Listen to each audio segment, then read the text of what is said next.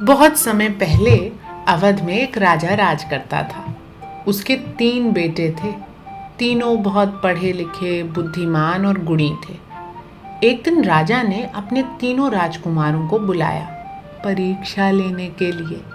वो ये जानना चाहता था कि किसी दोषी को सजा देने के मामले में उन तीनों के क्या विचार हैं। उसने कहा, अच्छा मान लो अगर मैं अपने जीवन और सम्मान की रक्षा की जिम्मेदारी किसी इंसान को सौंपूं और वो इंसान विश्वासघाती निकले तो उसे क्या सजा देनी चाहिए?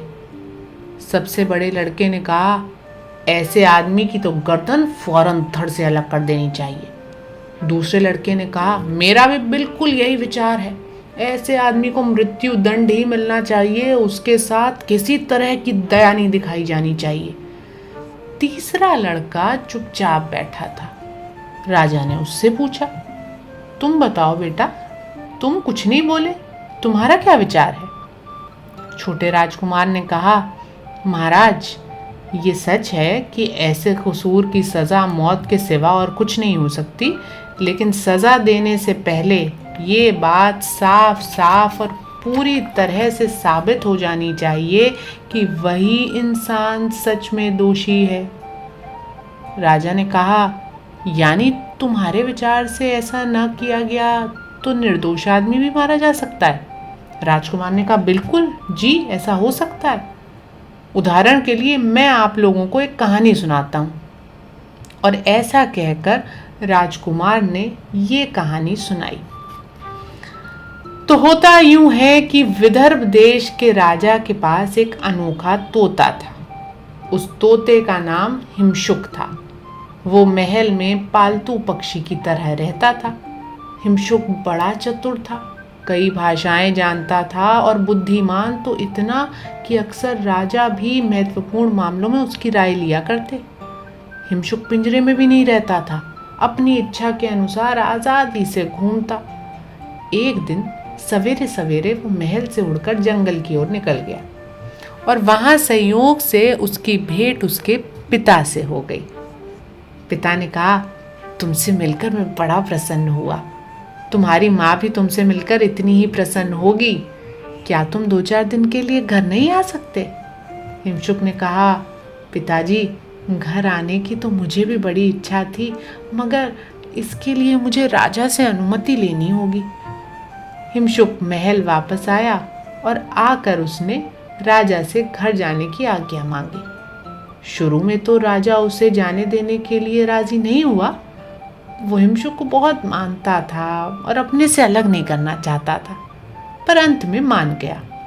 उसने हिमशुक को घर जाने की अनुमति दे दी, लेकिन कहा, तुम घर जाकर अपने माँ बाप के साथ कुछ दिन बिता सकते हो, लेकिन जितना जल्दी हो सके लौट आना। हिमशुक ने कहा, जी महाराज, बिल्कुल, मैं 15 दिन बाद वापस आ जाऊंगा। इतना कहकर हिमशुक अपने पिता के पास गया और वो दोनों साथ साथ उड़ते हुए घर की ओर रवाना हुए। इतने सालों बाद अपने प्यारे बेटे हिमशुक को देखकर उसकी माँ बहुत खुश हुई। 15 दिन तो यूं ही बीत गए। 15वें दिन हिमशुक ने अपने माँ बाप से कहा, मेरे ये दिन अपने प्रियजनों के साथ बड़े ही सुख से बीते हैं, मगर अब मुझे जाना होगा। राजा मेरी राह देख रहे होंगे। हिमशुक के माँ बाप उसके इतनी जल्दी जाने की बात सुनकर कुछ उदास हो गए, पर वो उसे रोक नहीं सकते थे, क्योंकि हिमशुक ने राजा से 15 दिन बाद लौटने का वादा जो किया था। हिमशुक के पिता बोले, बेटा तुम जाओ, पर हम राजा के लिए कोई उपहार भी तुम्हारे साथ भिजवाना चाहते हैं। बस ये समझ में नहीं आ रहा कि कौन सी चीज़ भिजवाएं। हिमशुक के माता पिता दोनों ही इस बात पर विचार करने लगे कि राजा को देने लायक क्या उपहार हो सकता है। कुछ देर सोचने के बाद हिमशुक के पिता ने कहा, ओ, समझ में आ गया कि राजा के लिए सबसे अच्छा उपहार क्या हो सकता है। यहाँ से दूर एक पहाड़ी पर अमर फल का पेड़ है। सब लोग कहते हैं कि जो कोई उसका फल खा लेता है वो कभी नहीं मरता और हमेशा जवान रहता है। मैं अभी जाता हूँ और वहाँ से एक फल तोड़ लाता हूँ। तुम वही फल राजा को दे देना। ऐसा कहकर हिमशुक के पिता फौरन उस पेड़ के पास जाते हैं, एक फल तोड़ते हैं और लाकर हिमशुक को दे देते हैं। फल मिलते ही हिमशुक राजा के महल की ओर रवाना हो जाता है। उड़ते उड़ते शाम हो जाती है।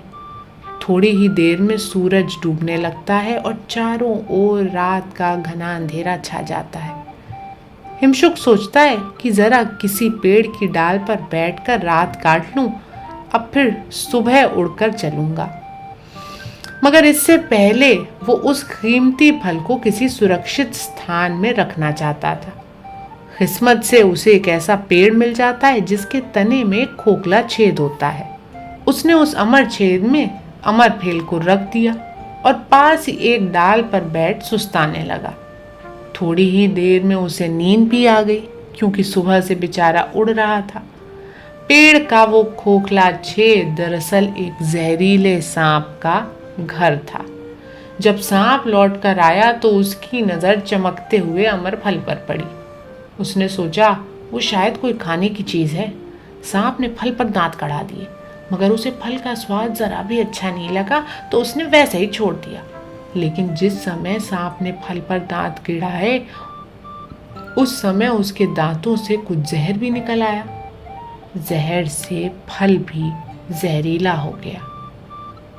दूसरे दिन हिमशुक जैसे ही उठा, उसने फल उठाया और अपनी यात्रा पर उड़ चला। उसे क्या मालूम था कि फल जहरीला हो चुका है। सीधा राजमहल पहुंचा, राजा से मुलाकात की और अपने माँ बाप की ओर से अमर फल भेंट दे दिया। उस जादुई फल को पाकर राजा बड़ा खुश हुआ। उसने फल खाने से पहले एक दरबार करने का निश्चय किया। दरबार में उसके मंत्री और राज परिवार के सभी सदस्य उपस्थित थे। राजा ने सबके सामने फल उठाया, पर जैसे ही खाने को तैयार हुआ कि मुख्यमंत्री ने टोक दिया, महाराज जरा ठहरिए। बुद्धिमानी की बात यह होगी कि फल खाने से पहले इसे किसी जानवर को खिलाकर देख लिया जाए। यदि जानवर को कुछ ना हो तो आप भी इसे खा सकते हैं। राजा ने कहा, सुझाव अच्छा है। उसने फल काटा और एक छोटा सा टुकड़ा एक कौवे की ओर फेंक दिया। कौवे ने जैसे ही फल खाया वैसे ही मर गया। मंत्री जोर से चिल्लाया, महाराज आज आप बाल बाल बचे हैं। फल तो जहरीला है। ये अमर फल अमल फल कुछ नहीं है, ये तो मृत्यु फल है। इससे ये भी जाहिर होता है कि ये फल खिलाकर हिमशुक आपको मारना चाहता था। राजा गुस्से के मारे आग बबूला हो गया। उसने लपक कर हिमशुक को पकड़ा और बिना सोचे समझे उसकी गर्दन उड़ा दी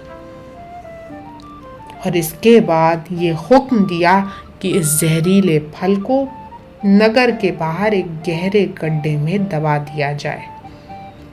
फल जमीन में दफना दिया गया, मगर कुछ ही समय बाद उसका बीज अंकुरित होकर बढ़ने लगा और बढ़ते बढ़ते पूरा पेड़ बन गया। कुछ समय बाद उस पेड़ में बड़े ही सुंदर चमकीले सुनहरे फल लग गए। जब राजा ने उस विचित्र पेड़ के बारे में सुना तो कहा, अरे वो फल, वो तो जहरीले हैं, मौत के फल हैं। राजा ने हुक्म दिया कि उस पेड़ के चारों ओर एक बाड़ बना दी जाए और हर समय पेड़ की रखवाली की जाए ताकि कोई भी उन जहरीले फलों को ना खा सके। मृत्यु फल की खबर सारे शहर में फैल गई थी। जनता को उस पेड़ के पास फटकने में भी डर लगता था। उन्हीं दिनों उस शहर में एक बूढ़ा और बुढ़िया रहने के लिए आए। वो बहुत गरीब थे, कोई उनका मददगार नहीं था। वो किसी तरह दूसरों की मेहरबानी पर गुजर कर रहे थे। बुढ़ापे के मारे इतने कमज़ोर, इतने असहाय हो गए थे कि भीख मांगने भी नहीं जा पाते थे। अक्सर बेचारे दोनों भूखे ही सो जाया करते। उन्हें लगने लगा था कि अब जिंदगी जीना तो बेकार है। दोनों ने सोचा, ऐसी जिंदगी के बजाय मर जाना ही अच्छा है, और मरने के लिए सबसे अच्छा यही है कि उस पेड़ के जहरीले फल खा लिए जाएं। तो हुआ ये कि वो बूढ़ा एक रात चुपके से पेड़ के पास गया और पहरेदार की नज़र बचाकर बाड़े के अंदर घुस गया। उसने पेड़ से 2 फल तोड़े और उन्हें लेकर सीधा घर पहुंचा। घर पहुंचकर उसने और उसकी बुढ़िया दोनों ने एक एक फल खा लिया। इसके बाद वो तुरंत मरने की आशा लेकर बिस्तर पर लेट गए। उन्हें उम्मीद थी कि बस अब तो चला चली की बेला है। लेकिन दूसरे दिन सवेरे रोज की तरह उनकी आंखें फिर खुल गईं। अपने आप को जिंदा पाकर उन्हें बड़ा ताज्जुब हुआ, और इससे भी बड़ा ताज्जुब तो ये हुआ कि वो दोनों जवान हो गए थे। उन्हें पहली सी चुस्ती और ताकत भी लौट आई थी। अब ये खबर भी राजा तक पहुंची। राजा ने जैसे ही ये अनोखी बात सुनी तो वो उन दोनों को देखने आया। उन्हें सचमुच ही जवान देखकर दंग रह गया। अब जाकर उसकी समझ में आया कि हिमशुक जो फल लाया था वो असली अमर फल था। उसे अपनी जल्दबाजी पर अपने प्यारे तोते को बेकसूर इस तरह मार देने पर बेहद अफसोस होने लगा। वो फूट फूट कर रोने लगा। छोटे राजकुमार ने कहा, इसीलिए मैं कहता हूँ कि किसी को सज़ा देने से पहले इस बात का पूरा पूरा पता लगा लेना ज़रूरी है कि वो सचमुच अपराधी है या नहीं। राजा अपने तीसरे लड़के की बातें सुनकर इतना प्रसन्न हुआ कि उसने उसे युवराज यानी अपना उत्तराधिकारी बना लिया।